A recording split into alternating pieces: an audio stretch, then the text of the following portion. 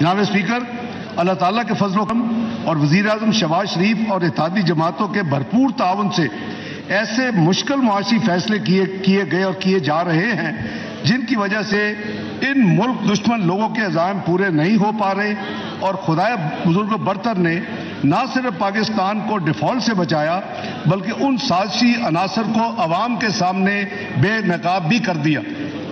جناب اسپیکر، تحریک انصاف کی حکومت کی معاشی حکمت عملی کی ناکامی کا سب سے بڑا ثبوت یہ ہے کہ ان کے دور میں مالی خسارے کا خطرناک حد تک بڑھنا، مالی خسارہ 2021-22 کا مالی سال جو تھا وہ 7.9% آف جی ڈی پی تھا، جبکہ primary deficit G D P کا 3.1% تھا۔ جناب اسپیکر، موجودہ اتحادی حکومت وزیر اعظم شہباز شریف کی سربراہی میں اس نے اقتدار میں آتے ہی IMF پروگرام کو بحال کرنے کی کوشش کی۔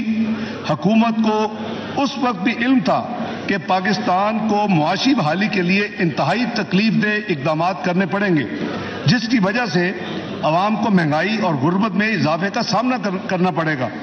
روپے کی قدر میں کمی اور انٹرسٹ ریٹ میں تیزی سے اضافے کے نتیجے میں معاشی مشکلات میں اضافہ ہوا، لیکن حکومت نے سیاست نہیں ریاست بچاؤ پالیسی پر عمل کیا، اپنی سیاسی ساکھ کی قربانی دے کر معیشت کی بحالی کو جناب اسپیکر ترجیح دی۔ جون 2018 میں پاکستان کا پبلک ڈیٹ تقریباً 25 ٹریلین یا 25,000 بلین روپے تھا۔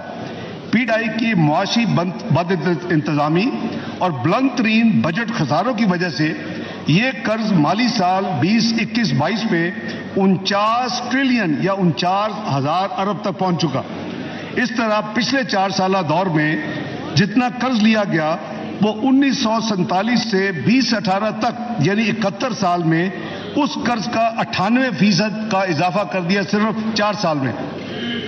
یہ پبلک ڈیٹ اینڈ لائبلٹیز اسی طرح جناب اسپیکر 100% بڑھ کر 30 ٹریلین سے بڑھ کر 60 ٹریلین پر پہنچ گئی۔ جون 2018 میں ایکسٹرنل ڈیٹ اینڈ لائبلٹیز یعنی ہمارا فورن کرنسی کی جو لائبلٹیز ہیں وہ 95 ارب ڈالر تھیں، جو کہ جون 2022 تک 130 ارب ڈالر تک پہنچ چکی تھی۔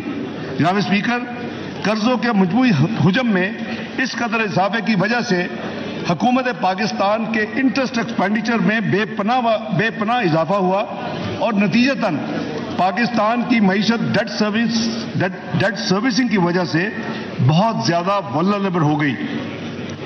جناب اسپیکر، پاکستان مسلم لیگ نون کی حکومت کو 2013 میں 503 ارب کا سرکولر ڈیٹ ملا تھا، جو کہ مالی سال 2018 تک 1148 روپے پر پہنچا، یعنی 5 سالوں میں گردشی قرضوں میں 645 ارب کا اضافہ ہوا، جو کہ ایوریج 129 ارب سالانہ تھا۔ جبکہ پی ٹی آئی کی حکومت نے غیر سنجیدہ رویوں اور بد نظمی کی وجہ سے توانائی کا شعبہ بدترین بحران کا شکار کر دیا۔ پی ٹی آئی کے 4 سالہ دور میں یہی گردشی قرضے 1148 سے بڑھ کر 2,467 ارب روپے پہ پہنچ گئے، یعنی سالانہ اضافہ جناب اسپیکر 329 ارب تھا۔ ایک طرف 129 ارب سالانہ اور پی ٹی آئی کے دور میں وہی گردشی قرضے میں اضافہ 329 ارب سالانہ۔ جناب اسپیکر، بجٹ خسارہ پاکستان کے معاشی مسائل میں کلیدی اہمیت کا حامل ہے۔ پی ٹی آئی حکومت ٹیکس وصولی کے نظام میں بہتری لانے میں یکسر ناکام رہی، جبکہ اخراجات میں بے پناہ اضافہ کر دیا گیا۔ یہی وجہ ہے کہ پی ٹی آئی کے 4 سالہ دور میں جی ڈی پی کے تناسب سے اوسط بجٹ خسارہ پاکستان مسلم لیگ نون کے 5 سالہ دور سے تقریباً دگنا تھا۔ جناب اسپیکر، صورتحال کی سنگینی کا اندازہ کرتے ہوئے موجودہ حکومت نے خسارے کو کم کرنے کے لیے کفایت شاری سے کام لیا۔ وزیر اعظم شہباز شریف نے آسٹیرٹی میجرز کی اناؤنسمنٹ کی اور اس کا لاگو کیا۔ ان ٹارگیٹڈ سبسڈی کو بہت حد تک ختم کیا۔ گرانٹس کی مد میں پچھلے سال کے مقابلے میں اخراجات میں کمی کی گئی۔ ان اقدامات کے نتیجے میں بجٹ خسارہ پچھلے مالی سال جو کہ جی ڈی پی کا 7.9% تھا وہ کم ہو کر جی ڈی پی کا 7% رہ گیا۔ اسی طرح بجٹ خسارے میں ایک سال میں جی ڈی پی میں تقریباً 1% کی کمی واقع ہوئی. یاد رہے کہ خسارے میں یہ کمی انٹرسٹ ایکسپینڈیچر میں ہوش ربا اضافے کے باوجود کی گئی. یعنی اگر انٹرسٹ ایکسپینڈیچر ریئلسٹک اور ریزنیبل ہوتا تو یہ کمی اور زیادہ ممکن تھی کہ 2% شاید آپ آسانی سے اچیو کر لیتے.